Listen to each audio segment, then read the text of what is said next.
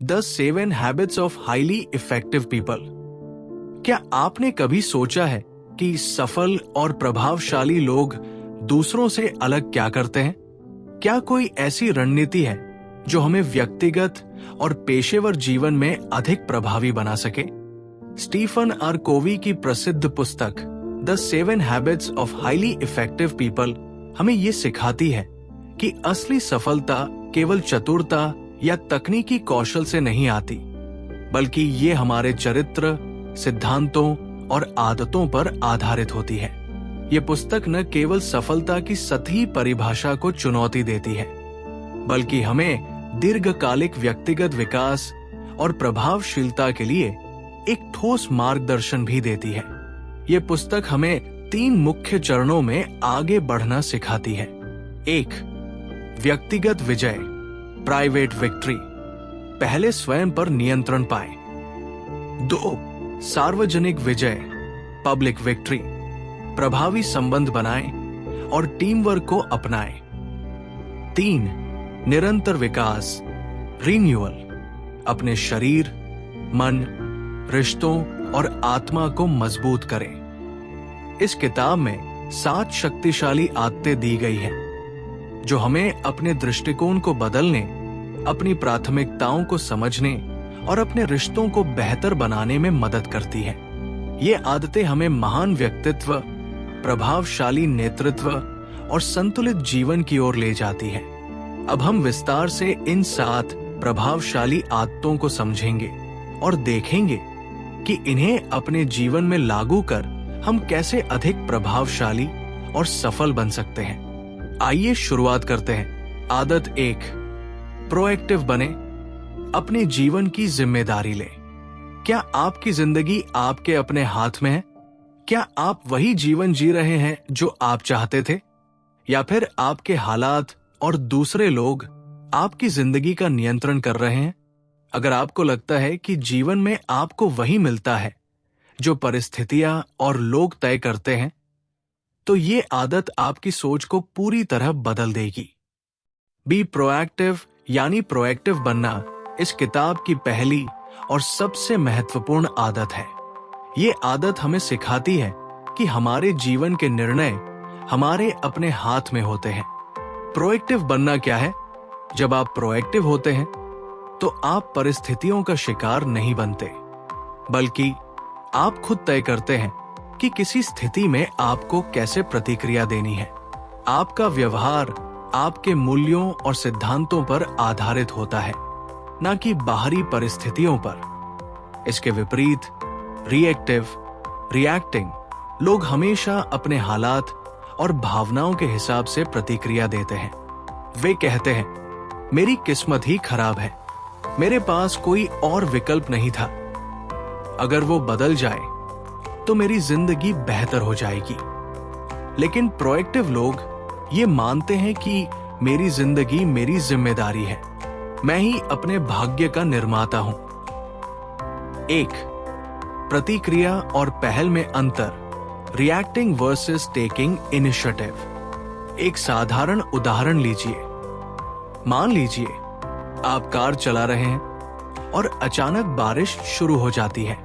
Reactive व्यक्ति शिकायत करेगा, ये बारिश हमेशा गलत समय पर आती है।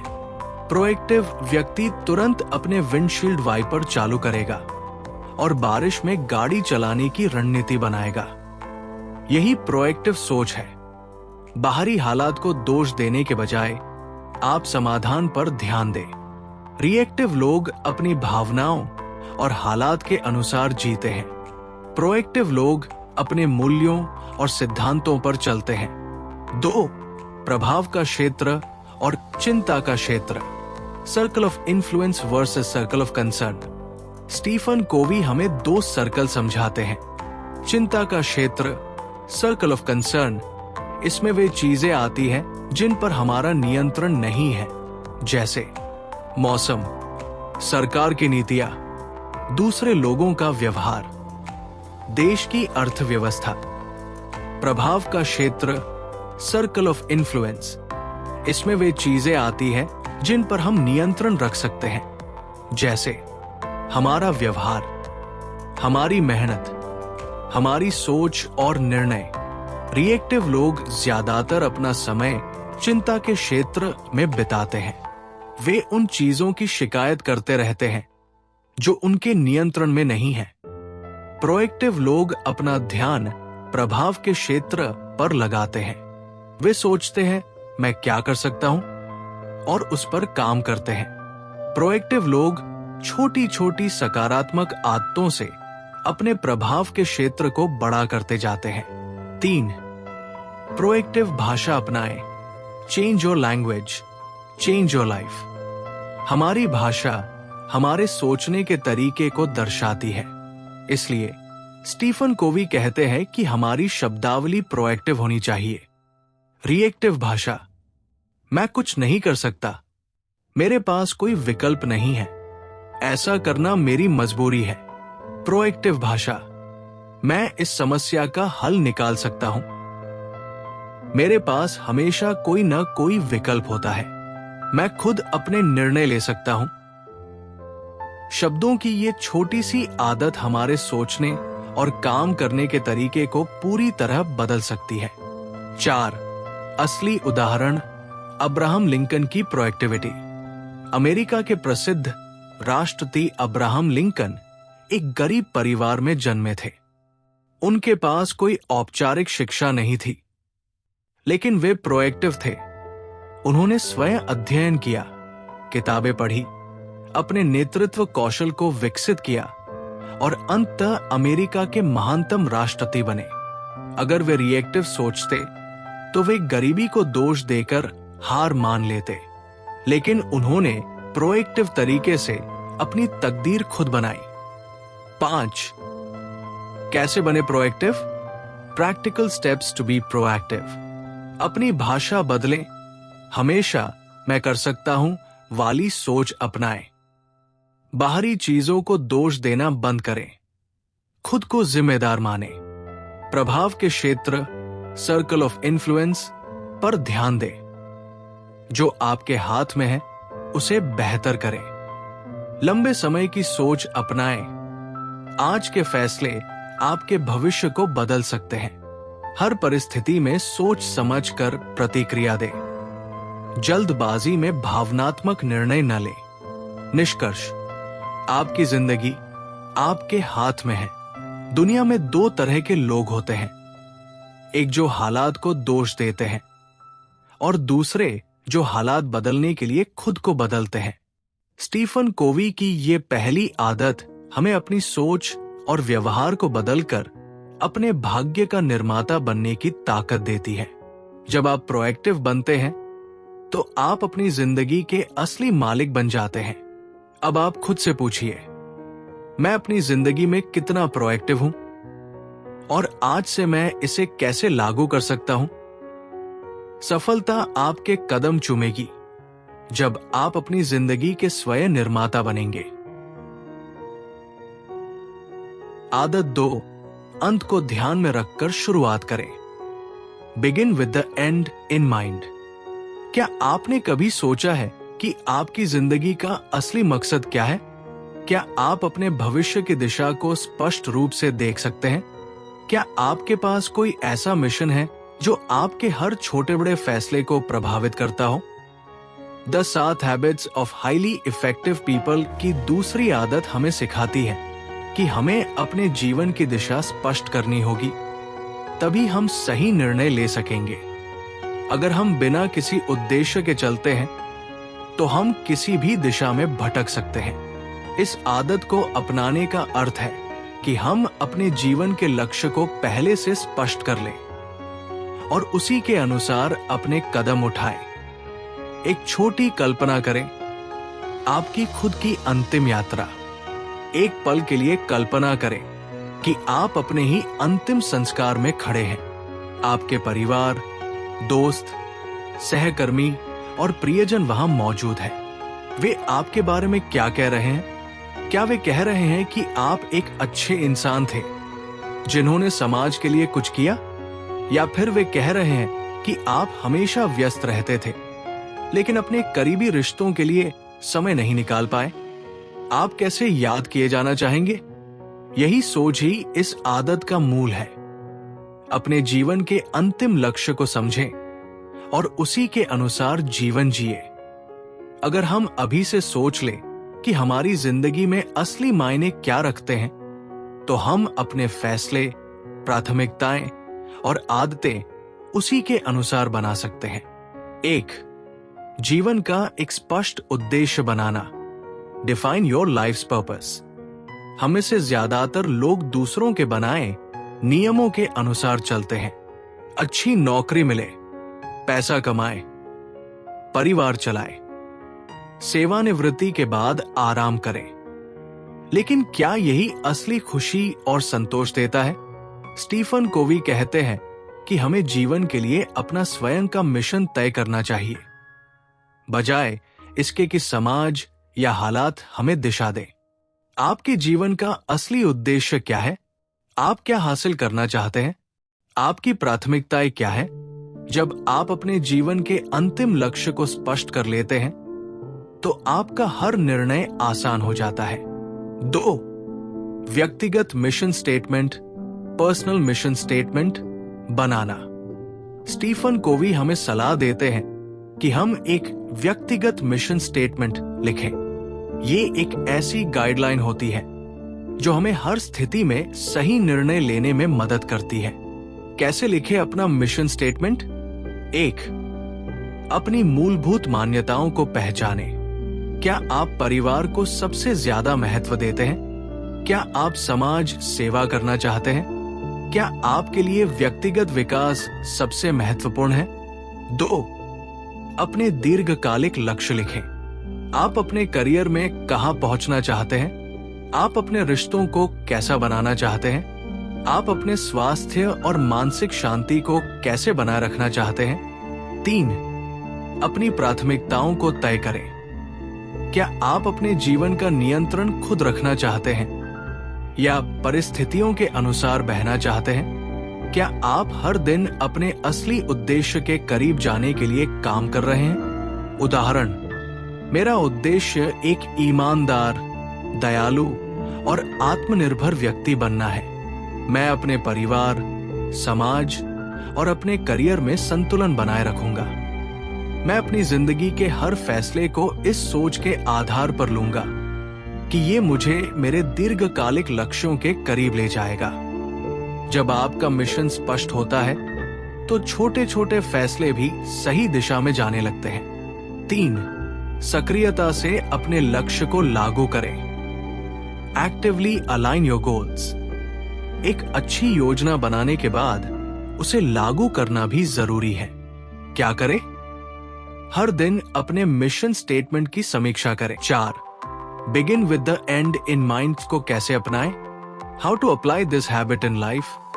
अपने जीवन का उद्देश्य लिखें। एक व्यक्तिगत मिशन स्टेटमेंट बनाएं। हर छोटे और बड़े फैसले को अपने दीर्घकालिक लक्ष्य से जोड़कर देखें। दूसरों की अपेक्षाओं पर चलने के बजाय अपनी प्राथमिकताओं पर ध्यान दें। हर दिन खुद से पूछें, क्या मैं सही दिशा में बढ़ रहा हूं? अगर आप इस आदत को अपनाते हैं, तो आपकी जिंदगी में स्पष्टता आएगी, आप सही निर्णय ले पाएंगे और आपकी जिंदगी में वास्तविक संतोष होगा। निष्कर्ष, अपने जीवन की दिशा खुद तय करें। अगर आपके पास कोई स्पष्ट दिशा नहीं है, तो आप कहीं भी पहुंच सकते हैं, लेकिन शायद वहां नहीं जहां आप सच में जाना चाहते थे। इसलिए अपनी जिंदगी के अंतिम उद्देश्य को अभी से स्पष्ट करें और उसी के अनुसार अपने जीवन को आकार दें। आपकी जिंदगी का असली कंट्रोल आपके ही हाथ में है। इसे किसी और को मत देने दें। आदत 3, पहले सबसे जरूरी चीजें करें। Put first things first. क्या आपको लगता है कि आप दिन भर व्यस्त रहते हैं, फिर भी जरूरी काम पूरे नहीं कर पाते? क्या आप अक्सर सोचते हैं कि काश मेरे पास समय होता? क्या आपकी प्राथमिकताएं स्पष्ट हैं, या आप बस दिन भर इधर उधर के कामों में उलझे रहते हैं? अगर हाँ, तो स्टीफन कोवी की ये तीसरी आदत आपकी जिंदगी बदल सकती है। ये आदत हमें सिखाती है कि सिर्फ समय प्रबंधन, टाइम मैनेजमेंट ही नहीं, बल्कि प्राथमिकता प्रबंधन, प्रायोरिटी मैनेजमेंट जरूरी है। हमें अपने दिन के सबसे महत्वपूर्ण कामों पर पहले ध्यान देना चाहिए। 1. महत्वपूर्ण बनाम तात्कालिक को समझें। Important versus urgent. Stephen Covey बताते हैं कि हमारा समय 4 श्रेणियों क्वाड्रेंट्स में बंटा होता है। क्वाड्रेंट 1, जरूरी और तात्कालिक, इंपॉर्टेंट अर्जेंट, काम का प्रकार तुरंत करने वाले जरूरी काम। उदाहरण, परीक्षा की तैयारी अंतिम रात में करना, डेडलाइन का आखिरी समय, आपातकालीन स्थिति। 2, जरूरी लेकिन गैर तात्कालिक, इंपॉर्टेंट बट नॉट अर्जेंट, काम का प्रकार दीर्घकालिक सफलता के लिए जरूरी। उदाहरण, नियमित पढ़ाई, स्वास्थ्य का ध्यान, रिश्तों को समय देना, खुद को सुधारना। 3, गैर जरूरी लेकिन तात्कालिक, नॉट इंपॉर्टेंट बट अर्जेंट, काम का प्रकार दिखने में जरूरी लेकिन असल में कम महत्वपूर्ण। उदाहरण, अनावश्यक मीटिंग्स, दूसरों के कामों में उलझ जाना, फालतू कॉल्स या ईमेल्स। 4, गैर जरूरी और गैर तात्कालिक, नॉट इंपॉर्टेंट नॉट अर्जेंट, काम का प्रकार समय की बर्बादी। उदाहरण, सोशल मीडिया पर घंटों बिताना, बिना मतलब की गपशप, टीवी पर समय गंवाना। सबसे प्रभावशाली लोग अपना ज्यादातर समय क्वाड्रेंट 2 में लगाते हैं। वे महत्वपूर्ण लेकिन गैर तात्कालिक कामों पर ध्यान देते हैं, जिससे वे भविष्य में आपातकालीन स्थितियों से बचते हैं। अगर हम हमेशा क्वाड्रेंट 1, जरूरी और तात्कालिक में फंसे रहेंगे तो जिंदगी तनावपूर्ण हो जाएगी। अगर हम क्वाड्रेंट 2, जरूरी लेकिन गैर तात्कालिक पर ध्यान देंगे तो हम दीर्घकालिक सफलता की ओर बढ़ेंगे। 2, बड़ी चट्टानें पहले रखो, बिग रॉक्स फर्स्ट, प्राथमिकता तय करने का सबसे अच्छा तरीका। कल्पना करें कि आपके पास एक जार है और आपको उसमें बड़े पत्थर, बिग रॉक्स, छोटे पत्थर, स्मॉल रॉक्स और रेत भरनी है। अगर आप पहले रेत डालते हैं तो बड़े पत्थरों के लिए जगह नहीं बचेगी, लेकिन अगर आप पहले बड़े पत्थर डालते हैं, फिर छोटे पत्थर और आखिर में रेत, तो सब कुछ फिट हो जाता है। यही हमारी जिंदगी के लिए भी सच है। बड़े पत्थर सबसे जरूरी काम जैसे स्वास्थ्य, परिवार, लक्ष्य, व्यक्तिगत विकास।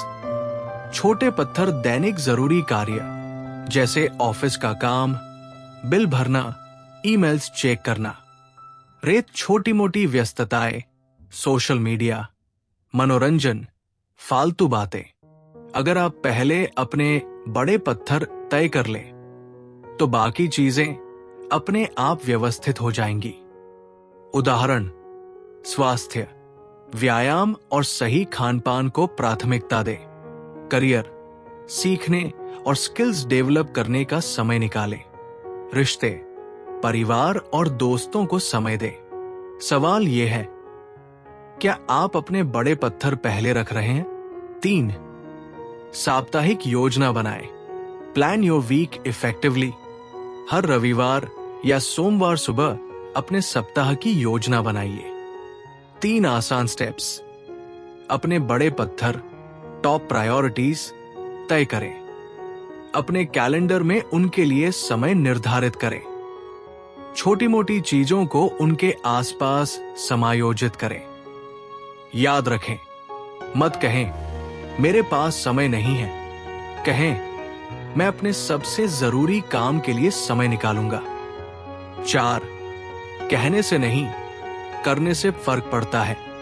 Execution is everything. सबसे जरूरी चीजें पहले करें का असली मतलब सिर्फ योजना बनाना नहीं, बल्कि उसे अमल में लाना, एग्जीक्यूशन भी है। नो कहना सीखें। अगर कोई आपको फालतू काम में उलझाना चाहता है तो मना करने की आदत डालें। हमेशा दूसरों के अनुरोध को स्वीकार करना जरूरी नहीं है, डिजिटल डिस्ट्रैक्शन कम करें। अनावश्यक सोशल मीडिया, ईमेल्स और टीवी देखने से बचें। अपने फोन को सीमित समय के लिए दूर रखें। स्वयं को जवाबदेह बनाएं। एक अकाउंटेबिलिटी पार्टनर बनाइए। कोई ऐसा व्यक्ति जो आपकी प्रगति पर नजर रखे। हर दिन खुद से पूछें, क्या मैंने आज अपने सबसे जरूरी काम किए? 5. कैसे अपनाएं इस आदत को? How to apply this habit in life? सबसे जरूरी चीजें तय करें। अपने बड़े पत्थर पहचानें। सप्ताह की योजना बनाएं। पहले महत्वपूर्ण कामों को समय दें। छोटी चीजों को खुद को नियंत्रित न करने दें। फालतू व्यस्तताओं से बचें। नो कहना सीखें। जो जरूरी नहीं है उसे छोड़ दें। अपने कार्यों की समीक्षा करें। हर दिन और हर हफ्ते अपनी प्राथमिकताओं को चेक करें। जब आप इस आदत को अपनाएंगे तो आप देखेंगे कि आपके पास पहले से ज्यादा समय और ऊर्जा है और आप अपने असली लक्ष्यों के करीब जा रहे हैं। निष्कर्ष, आपकी प्राथमिकताएं आपकी जिंदगी तय करेंगी। अगर आप अपनी प्राथमिकताओं को तय नहीं करेंगे तो कोई और आपके लिए करेगा। तो आप क्या चुनेंगे, व्यस्तता या प्रभावशीलता? अब आपकी जिंदगी का नियंत्रण आपके हाथ में है। सही चुनाव करें। आदत 4, सभी के लिए जीत की सोचें। Think win win. क्या आपने कभी सोचा है कि जिंदगी एक कंपटीशन नहीं बल्कि एक सहयोग है? क्या सच में यह जरूरी है कि किसी की जीत का मतलब किसी और की हार हो? क्या ऐसा संभव है कि हम खुद सफल हों और दूसरों को भी सफल होने में मदद करें? अगर हाँ, तो ये आदत आपकी सोच को पूरी तरह बदल सकती है। स्टीफन कोवी की थिंक विन विन आदत हमें सिखाती है कि जिंदगी कोई जीरो सम गेम नहीं है जिसमें सिर्फ एक की जीत हो सकती है। असली सफलता तब मिलती है जब हम ऐसी रणनीति अपनाएं जिससे हम भी जीतें और दूसरे भी। विन विन का मतलब है हम मिलकर ऐसा समाधान निकालें जिससे सभी को फायदा हो। 1. सफलता का खेल, the different mindsets towards success. Stephen Covey बताते हैं कि लोग सफलता को 6 अलग अलग तरीकों से देखते हैं। विन लूज, मेरी जीत, तुम्हारी हार। 1. मुझे सफल होने के लिए दूसरों को हराना पड़ेगा। ऐसे लोग दूसरों को नीचे गिराकर आगे बढ़ना चाहते हैं। बॉस जो अपने कर्मचारियों का श्रेय लेता है। प्रतिस्पर्धी जो बेईमानी करता है। 2. लूज विन, मैं हार जाऊं, तुम जीत जाओ। मुझे कोई फर्क नहीं पड़ता, तुम जीत सकते हो। ये लोग अपने अधिकारों से समझौता कर लेते हैं। ज्यादातर विनम्र या दब्बू लोग जो हमेशा दूसरों को खुश करने में लगे रहते हैं। 3. लूज लूज, दोनों हारे। अगर मैं हार रहा हूं तो मैं दूसरों को भी हारने नहीं दूंगा। नकारात्मक सोच वाले लोग जो किसी की प्रगति देख नहीं सकते। बदले की भावना से भरे लोग। 4. विन, सिर्फ मैं जीतूं, बाकी कुछ भी हो। मुझे परवाह नहीं कि दूसरे क्या करते हैं, मैं सिर्फ अपने बारे में सोचूंगा। स्वार्थी लोग जो अपनी सफलता के लिए कुछ भी कर सकते हैं। 5. विन विन, हम दोनों जीते। हम दोनों साथ मिलकर ऐसा समाधान निकाल सकते हैं जिससे दोनों को फायदा हो। ये सहयोग, विश्वास और पारस्परिक लाभ पर आधारित मानसिकता है। 6. विन विन और नो डील। अगर हम दोनों जीत नहीं सकते तो सौदा नहीं करेंगे। अगर हम दोनों को सही समाधान नहीं मिलता तो हम कोई निर्णय नहीं लेंगे। सफल और प्रभावशाली लोग हमेशा विन विन मानसिकता अपनाते हैं। 2. विन विन क्यों जरूरी है? Why is think win win important? Think win win अपनाने से क्या लाभ होते हैं? बेहतर रिश्ते। जब आप दूसरों की जीत का भी सोचते हैं तो आपके संबंध मजबूत होते हैं। Long term success. स्वार्थी लोग अल्पकालिक सफलता पाते हैं। लेकिन विन विन सोच वाले दीर्घकालिक सफलता प्राप्त करते हैं। नेतृत्व क्षमता। सफल लीडर्स हमेशा ऐसा माहौल बनाते हैं जिसमें हर कोई आगे बढ़ सके। समस्याओं के बेहतर समाधान। जब आप किसी समस्या को विन विन नजरिए से देखते हैं तो आप रचनात्मक, क्रिएटिव समाधान निकाल सकते हैं। उदाहरण, एक कंपनी अपने कर्मचारियों की सैलरी बढ़ाती है जिससे कर्मचारी खुश होकर ज्यादा मेहनत करते हैं और इससे कंपनी की प्रोडक्टिविटी भी बढ़ जाती है। दो बिजनेस पार्टनर एक ऐसी रणनीति बनाते हैं जिससे दोनों को मुनाफा होता है, बजाय इसके कि वे एक दूसरे को नीचा दिखाने की कोशिश करें। जब आप विन विन सोच अपनाते हैं तो आपका नेटवर्क, आपकी सफलता और आपकी खुशियां बढ़ जाती है। 3. कैसे अपनाएं थिंक विन विन आदत? How to apply think win win in life? दूसरों को प्रतियोगी नहीं, सहयोगी समझें। See others as collaborators, not competitors. सफलता का मतलब किसी और की हार नहीं है। टीम वर्क और सहयोग से सबको लाभ होता है। जीत की परिभाषा स्पष्ट करें। Define what winning means to you. सफलता पैसे से नहीं, रिश्तों, सम्मान और आत्मसंतोष से मापी जाती है। आप जो चाहते हैं वो पाकर भी अगर रिश्ते खराब हो गए तो क्या वो असली सफलता होगी? आत्मसम्मान और आत्मविश्वास बनाएं। Develop self respect and confidence. अगर आपको अपने ऊपर भरोसा नहीं होगा तो आप दूसरों की जीत को भी स्वीकार नहीं कर पाएंगे। मजबूत लोग ही विन विन अपनाते हैं। कमजोर लोग विन लूज या लूज विन में फंस जाते हैं। विन विन सोच को रोजमर्रा के जीवन में अपनाएं। Practice win win daily. काम पर किसी सहकर्मी के साथ साझा योजना बनाकर दोनों को आगे बढ़ने का मौका दें। रिश्तों में अगर किसी से बहस हो जाए तो ऐसी स्थिति खोजें जिससे दोनों को अच्छा लगे। व्यापार में ग्राहक और बिजनेस दोनों का फायदा हो, ऐसी रणनीति बनाएं। 4. थिंक विन विन को लागू करने के 3 आसान तरीके। 1. हर समस्या को सहयोग के नजरिए से देखें। सोचें, हम दोनों के लिए सबसे अच्छा समाधान क्या हो सकता है। 2. अपनी बात कहें लेकिन दूसरों की भी सुने। केवल जीतने की कोशिश ना करें बल्कि सही समाधान खोजें। 3. रिश्तों को प्राथमिकता दें। रिश्ते हमेशा पैसे और तात्कालिक सफलता से ज्यादा महत्वपूर्ण होते हैं। निष्कर्ष, विन विन से जीवन सफल और खुशहाल बनाएं। सफलता का असली मतलब सिर्फ खुद को आगे बढ़ाना नहीं है, बल्कि दूसरों को भी आगे बढ़ने का मौका देना है। तो अब आप क्या चुनेंगे, विन लूज या विन विन? अब आपकी जिंदगी का नियंत्रण आपके हाथ में है। सही चुनाव करें। आदत 5. पहले समझे फिर समझाएं। Seek first to understand then to be understood.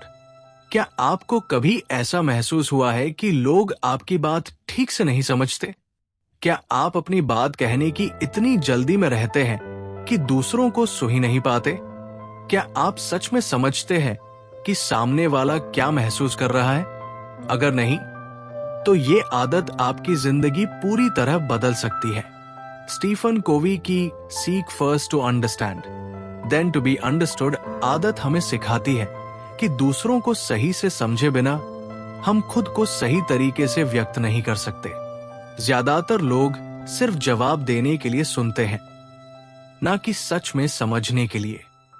इस आदत का मूल सिद्धांत है, प्रभावी संवाद, इफेक्टिव कम्युनिकेशन केवल तब संभव है जब आप पहले सामने वाले को गहराई से समझें, फिर अपनी बात समझाने की कोशिश करें। 1. लोग सुनते क्यों नहीं? Why don't people listen? अक्सर हम इन 4 तरीकों से सुनते हैं। सिलेक्टिव लिसनिंग, चुनिंदा सुनना, हम केवल वही सुनते हैं जो हमें पसंद आता है। प्रेटेंड लिसनिंग, झूठा सुनना, हम सिर हिलाते हैं लेकिन ध्यान कहीं और होता है। ऑटोबायोग्राफिकल लिसनिंग, खुद की कहानी जोड़ना। हम सामने वाले की बात पर तुरंत अपनी राय देने लगते हैं। इवैल्यूएटिव लिसनिंग, न्यायाधीश बनना। हम सामने वाले को समझने के बजाय तुरंत जज करने लगते हैं। क्या आपने कभी ऐसा महसूस किया है कि कोई आपको सुन ही नहीं रहा? आपकी बात काट दी जाती है या अनदेखा कर दिया जाता है। यही हम भी अनजाने में दूसरों के साथ करते हैं। 2. सहानुभूतिपूर्ण सुनना, एम्पैथिक लिसनिंग। दूसरों को गहराई से समझने की कला। स्टीफन कोवी कहते हैं कि हमें एम्पैथिक लिसनिंग यानी सहानुभूतिपूर्ण सुनने की आदत डालनी चाहिए। सहानुभूतिपूर्ण सुनने के 4 स्तर। 1. ध्यान से सुनना, लिसन विद फुल अटेंशन। आंखों में आंखें डालकर बिना किसी डिस्ट्रैक्शन के सुने। 2. सामने वाले की भावनाएं समझे, understand the emotion behind the words. सिर्फ शब्द नहीं, उनके पीछे की भावना को भी महसूस करें। 3. अपनी राय देने से पहले ठहरें, पॉज बिफोर रिस्पॉन्डिंग। तुरंत सलाह देने की बजाय सामने वाले की बात पूरी होने दे। 4. उत्तर देने की जगह सवाल पूछें, ask questions instead of giving instant advice. क्या तुम्हें ऐसा क्यों लग रहा है? जैसी बातें कहें। उदाहरण, गलत तरीका, दोस्त, यार मेरा दिन बहुत खराब गया। जवाब, अरे छोड़ो, मेरे साथ तो और भी बुरा हुआ था। यहां आपने खुद पर ध्यान केंद्रित कर लिया, सामने वाले की नहीं सुनी। सही तरीका, दोस्त, यार मेरा दिन बहुत खराब गया। जवाब, क्या हुआ? क्या मैं कुछ मदद कर सकता हूं? यहां आपने सामने वाले को समझने की कोशिश की। जब लोग महसूस करते हैं कि आप उन्हें सच में समझ रहे हैं, तो वे भी आपकी बात सुनने के लिए तैयार हो जाते हैं। 3. पहले समझे क्यों जरूरी है। Why's seek first to understand important. बेहतर रिश्ते। जब आप सुनते हैं तो लोग आपको अधिक पसंद करने लगते हैं। किसी भी समस्या को हल करना आसान। जब दोनों पक्ष एक दूसरे को समझते हैं तो समाधान जल्दी मिलते हैं। भावनात्मक स्थिरता। जब लोग आपको सुनते हैं तो आपको भी शांति महसूस होती है। विश्वास बढ़ता है। जब आप ध्यान से सुनते हैं तो सामने वाला आप पर ज्यादा भरोसा करने लगता है। उदाहरण, एक बॉस जो कर्मचारियों की बात सुनता है, उनकी समस्याओं को बेहतर समझ सकता है। एक माता पिता जो अपने बच्चों की बात ध्यान से सुनते हैं, उनका आत्मविश्वास बढ़ाते हैं। एक अच्छा दोस्त वही होता है जो सिर्फ जवाब देने के लिए नहीं, बल्कि समझने के लिए सुनता है। जब आप पहले समझने की कोशिश करते हैं तो आपको भी सही से समझा जाता है। 4. सीक फर्स्ट टू अंडरस्टैंड को कैसे अपनाएं? How to apply this habit in life. बातचीत में सहानुभूति, एम्पैथी जोड़े। जब कोई आपसे बात करे तो उसकी बात पूरी ध्यान से सुने। सिर हिलाने या हम कहने के बजाय उनके शब्दों को दोहराए। तो तुम कह रहे हो कि, तुरंत सलाह देने से बचें। Avoid giving instant advice.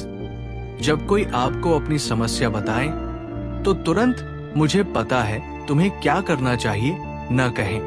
पहले पूरी स्थिति समझें और फिर प्रतिक्रिया दें। मुझे समझाओ वाला दृष्टिकोण अपनाएं। जब किसी से बहस हो तो ये कहने की बजाय कि तुम गलत हो, कहें मुझे समझाओ कि तुम्हें ऐसा क्यों लगता है। सोशल मीडिया और फोन से ध्यान हटाए। Reduce digital distractions. जब आप किसी से बात कर रहे हो तो फोन को एक तरफ रखें और पूरी तरह से उपस्थित रहें। 5.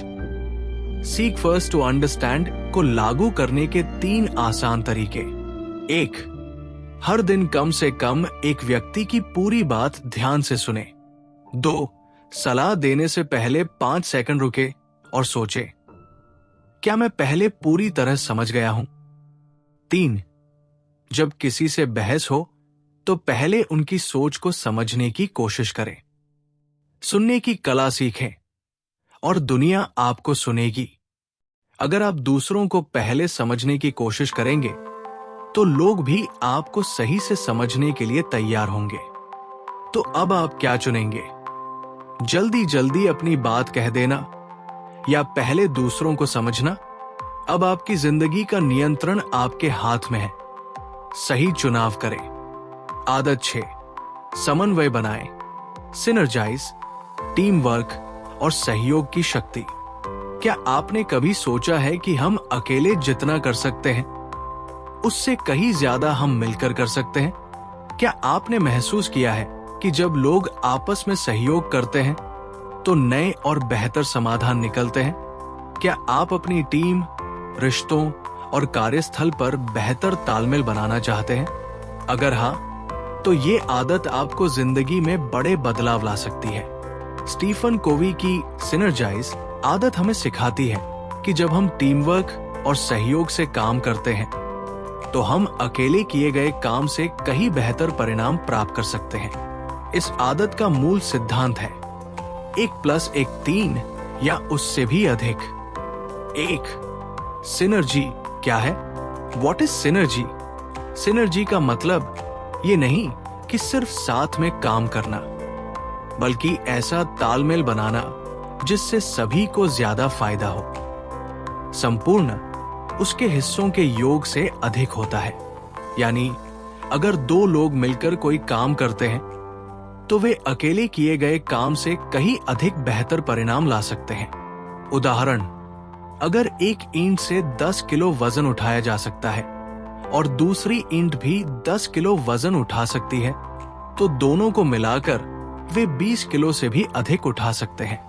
जब 2 संगीतकार साथ में मिलकर गाना गाते हैं तो उनका स्वर और संगीत पहले से कहीं अधिक सुंदर लगता है।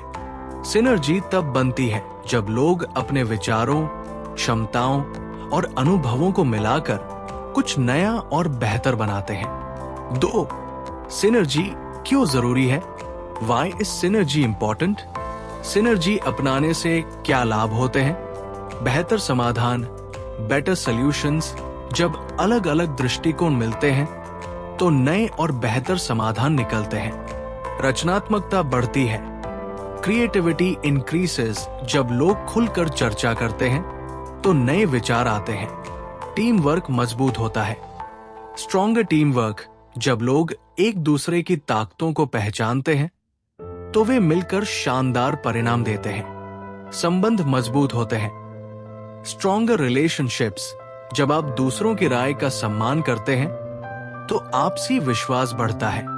उदाहरण, गूगल और एप्पल जैसी कंपनियां टीम वर्क और सहयोग पर आधारित है, जहां लोग मिलकर नए इनोवेशन लाते हैं।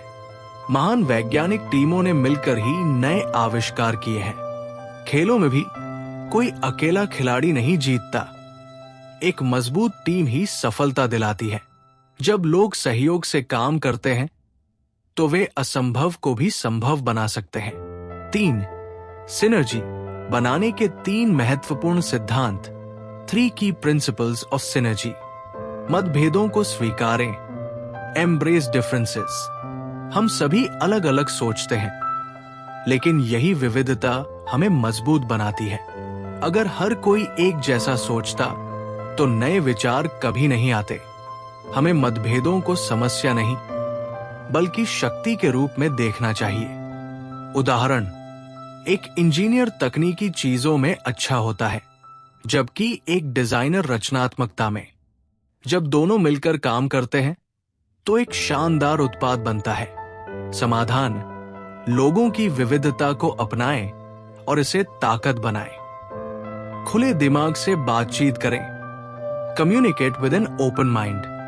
अगर आप किसी भी चर्चा में अपनी ही बात मनवाने की कोशिश करेंगे तो सही समाधान नहीं निकलेगा। मैं सही हूं, तुम गलत हो की बजाय चलो मिलकर सबसे अच्छा समाधान खोजते हैं, सोच अपनाएं। सबसे पहले दूसरों को ध्यान से सुने और फिर अपनी बात रखें। उदाहरण, अगर 2 दोस्त किसी यात्रा पर जाने का प्लान बना रहे हैं और दोनों अलग अलग जगह जाना चाहते हैं तो झगड़ा करने की बजाय वे मिलकर एक ऐसा स्थान चुन सकते हैं जो दोनों को पसंद आए। समाधान: पहले समझे, फिर समझाएं, आदत को अपनाएं। टीम की ताकत पहचाने, leverage the strengths of the team. हर व्यक्ति की अलग ताकत होती है। कुछ लोग योजनाएं बनाने में अच्छे होते हैं, तो कुछ कार्यान्वयन में। एक अच्छे नेता को चाहिए कि वो सभी की ताकतों को पहचाने और उनका सही उपयोग करे। उदाहरण: महाभारत में श्री कृष्ण की रणनीति, अर्जुन की वीरता, भीम की ताकत और युधिष्ठिर की समझदारी, इन सभी ने मिलकर पांडवों को जीत दिलाई। समाधान: अगर आप टीम में काम कर रहे हैं तो सभी की क्षमताओं का सही उपयोग करें। 4. सिनर्जी को अपनाने के 3 आसान तरीके। How to apply synergy in life. 1. मतभेदों को स्वीकारें, उन्हें अपनी ताकत बनाएं। 2. खुलकर और सकारात्मक रूप से संवाद करें। 3.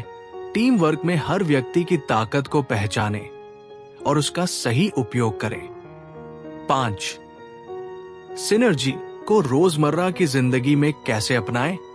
कार्यस्थल पर अपनी टीम के विचारों को सुनें, उन्हें प्रेरित करें और मिलकर बेहतरीन समाधान निकालें। रिश्तों में अपने परिवार और दोस्तों की राय को सम्मान दें और उनके साथ मिलकर बेहतर निर्णय लें। सामाजिक जीवन में जब लोग मिलकर काम करते हैं तो समाज में बड़ा बदलाव लाया जा सकता है। अकेले से बेहतर मिलकर बनाएं सफलता।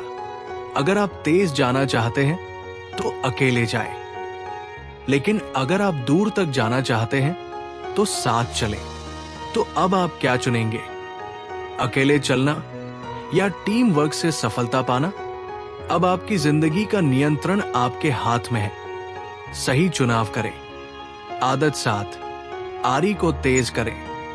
शार्पन द सॉ, खुद में निरंतर सुधार लाए। क्या आपने कभी ऐसा महसूस किया है कि आप बहुत मेहनत कर रहे हैं, लेकिन थकान और तनाव के कारण आपकी उत्पादकता कम हो रही है? क्या आप अपनी ऊर्जा और मानसिक शक्ति को फिर से जीवंत करना चाहते हैं? क्या आप चाहते हैं कि आपकी क्षमता और दक्षता समय के साथ लगातार बढ़ती जाए? अगर हाँ, तो ये आदत आपके लिए सबसे जरूरी हो सकती है। स्टीफन कोवी की शार्पन द सॉ आदत हमें सिखाती है कि अगर हमें लंबी दूरी तक सफल होना है तो हमें खुद की देखभाल करनी होगी।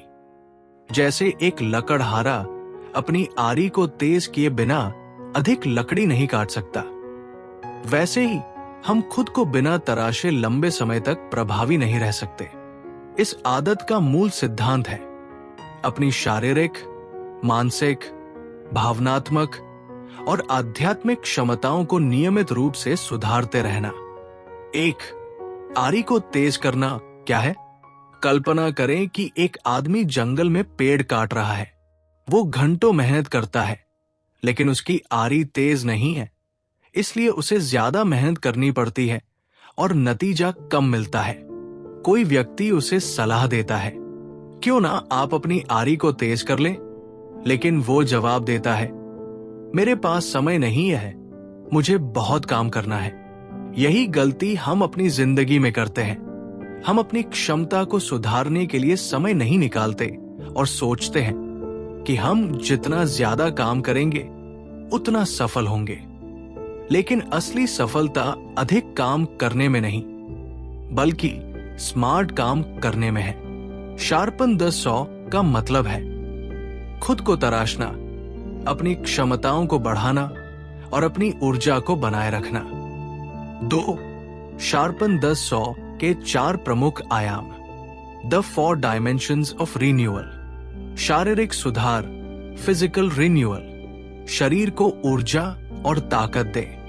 अगर शरीर स्वस्थ नहीं रहेगा तो आप कुछ भी हासिल नहीं कर पाएंगे। नियमित व्यायाम करें, रोज टहले, योग करें या कोई खेल खेले। सही खान पान अपनाएं, जंक फूड और अनहेल्दी डाइट से बचें। पर्याप्त नींद लें। एक अच्छी नींद आपके मस्तिष्क और शरीर को फिर से ऊर्जा देती है। आराम करें। कभी कभी रुकना और खुद को रिलैक्स करना भी जरूरी है। उदाहरण, रोज 30 मिनट की वॉक करने से आपका शरीर और दिमाग दोनों तरोताजा रहते हैं। पानी ज्यादा पीने से आप थकान और सुस्ती से बच सकते हैं। मानसिक सुधार, मेंटल रिन्यूअल, अपनी सोच और बुद्धिमत्ता को विकसित करें। अगर आपका दिमाग तेज नहीं है तो आपकी क्षमताएं धीरे धीरे कम होने लगेंगी। नई चीजें सीखें, रोज नई किताबें पढ़ें, नई स्किल सीखें, समस्या समाधान की क्षमता बढ़ाएं। सोचें कि किसी स्थिति में आप कैसे और बेहतर कर सकते हैं। लेखन की आदत डालें, डायरी लिखें, नए विचारों को नोट करें, डिजिटल डिटॉक्स करें। रोजाना थोड़ा समय बिना फोन और स्क्रीन के बिताएं। उदाहरण, अगर आप हर महीने एक नई किताब पढ़ते हैं तो आपकी सोच और निर्णय लेने की क्षमता बेहतर होगी। सुबह का समय न्यूज पढ़ने या पॉडकास्ट सुनने में बिताएं ताकि आप हर दिन कुछ नया सीखें। भावनात्मक और सामाजिक सुधार, इमोशनल सोशल रिन्यूअल, संबंधों को मजबूत करें। अगर आप रिश्तों को महत्व नहीं देंगे तो अकेलापन और तनाव बढ़ेगा। रिश्तों को प्राथमिकता दें। अपने परिवार और दोस्तों के साथ समय बिताएं। आभार व्यक्त करें। दूसरों की अच्छाइयों की सराहना करें। नेगेटिविटी से बचें। नकारात्मक लोगों और अनावश्यक बहसों से दूर रहें। माफ करना सीखें। गुस्से और ईर्ष्या को छोड़ें, ये सिर्फ आपको नुकसान पहुंचाते हैं। उदाहरण, अगर आप हर हफ्ते अपने माता पिता या करीबी दोस्तों से समय निकालकर बात करते हैं तो आपके रिश्ते मजबूत होंगे। ऑफिस या घर में दूसरों की सराहना करने से सकारात्मक माहौल बनता है। आध्यात्मिक सुधार, स्पिरिचुअल रिन्यूअल, अपने मूल्यों और आत्मा को मजबूत करें। अगर आप भीतर से शांत और संतुलित नहीं हैं, तो बाहरी सफलता भी अधूरी लगेगी। ध्यान, मेडिटेशन करें। रोज 10 से 15 मिनट ध्यान करें। इससे मानसिक शांति मिलेगी। प्रकृति के करीब जाएं। सुबह सूरज की रोशनी में टहलें। हरियाली के बीच समय बिताएं।